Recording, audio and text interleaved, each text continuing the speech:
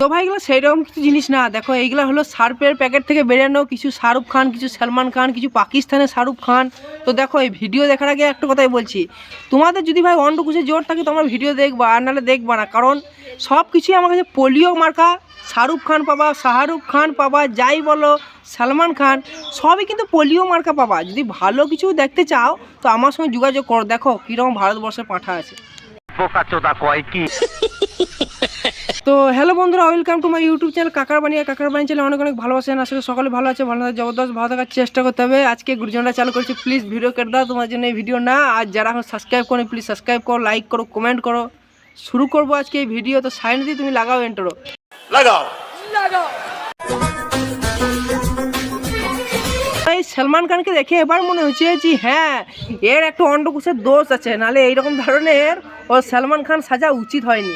ভাই নিজের মুখটা দেখ আয়নায়, যে পাঁঠার মতন লাগছে দেখতে, তারপর তুই যা সাজবি সে ঠিক আছে, তোকে কিরকম আমি সাজালাম সেটা এবার দেখ।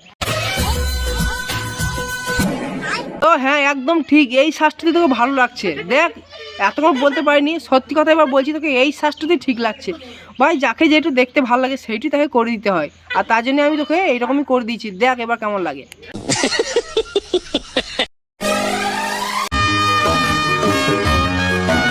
তো ভাই এটা শাহরুখ খানই ছিল, কিন্তু হাওয়াটা কমে গেছে, পাংচার টিওর মতন অবস্থা হয়ে গেছে। দেখো এই যখন ভালো ছিল না প্রথমে, তখন শাহরুখ খান মোটাসোটাই ছিল, যখনই পাকিস্তান থেকে নিয়ে এলাম তখনই কিন্তু পাতলা হয়ে গেল।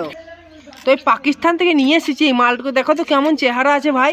তো দেখে তোমাদের মনে হবে যে হাওয়া খোলা টায়ার বটে, কিন্তু হ্যাঁ যখন মোটা ছিল না শাহরুখ খান দেখতেই ভালো ছিল, কিন্তু এটা ছাঁট মাল আর ছাঁটের বাল। দেখো দেখে বুঝা যাচ্ছে যে আর হয়েছে কি হাল। कौन है ये लोग? তো ভাই সব কিছু সস্তায় মাল দেওয়া যায় না, কিন্তু আমিও ভাই 10 টাকা পিস শাহরুখ খান এনেছি, কোথা থেকে দেবো বলো এইরকম মাল না আনলে। তো একে যদি তোমরা নিয়ে যাও হালকা হালকা করে খানিকাতে মাংস কিনে লাগাতে হবে, তবেই খানিক মোটা হবে। তবে এর কিছু দোষ আছে, যেমন এর আলুর দোষ আছে, তার জন্য এই শাহরুখ খান সেজেছে। কিন্তু ভাই শাহরুখ খান তো দূরে কথা ভাই, তো শাহরুখ খান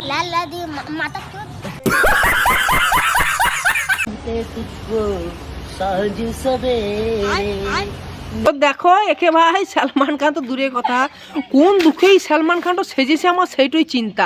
কারণ ভাই কাজকর্ম কর না, সবাই তো কাজকর্ম করে খেয়েছে, সবাই যদি সলমান খান হয়ে যাবে, সবাই যদি শাহরুখ খান হয়ে যাবে, সবাই যদি আমির খান হয়ে যাবে, তা লেবার তো কে খাটবে ভাই? আমি কি একাই লেবার খাটবো?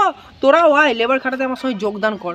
দেখ ভাই শাহরুখ খান সলমান খান যাই খানি বল না কেন, কোনো খানেই কাজ হবে না যতক্ষণ না লেবার খাটবি রাজমিস্ত্রির সঙ্গে। সেটা বড় কথা নয়। হ্যাঁ হ্যাঁ দাঁড়ানোটা খুব সুন্দর স্টাইল, একবারে শাহরুখ খান বা সলমান খান বিচি ধরি যখন দাঁড়ায় না গাছের তলায়, সেই রকম দাঁড়ানোর স্টাইলটা তোর হয়েছে ভাই, তারপর বিচি ধরা ড্যান্স। আর বলি তোদের কি আমার যতটা সন্দেহ, তোদের কাজকর্ম নাই, হয়তো খাস চাঁদা তুলে বা তোলা তুলে, কিন্তু তারপর যে এইসব পয়সায় রিচার্জ করি, সেই সব পয়সায় কি তোদের এইসব ভিডিও দেখার জন্যে?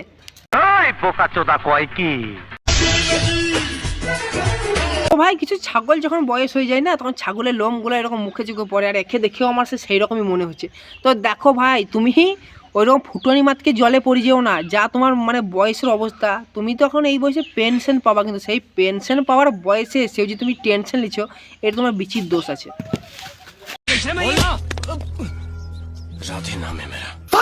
তো মাফ করবেন চাচা, তোমাকে চিনতে পারলাম না, কে বড় ভাই তুমি? কাকা তোমাকে একটুকু আমি চিনতে পারলাম না, কিন্তু চিনা চিনা লাগলো হালকা, কিন্তু আবার কাছে যখন ফোনটা ধরলাম না একটুকু বুঝতে পারিনি কে বটো। একটু যদি কমেন্ট করে সবাই বলে যে এটা সলমান খান না শাহরুখ খান না আমির খান না অজয় দেবগন, আমি বুঝতে পারলাম না পাঠি। তো তোমাকে আমি বলি কাকা, বিচির দোষ করে লাভ নাই, যাও ওখানে মিয়া খালিফার কাছে যাও, ট্রেনিং লাও, দেখো তোমার।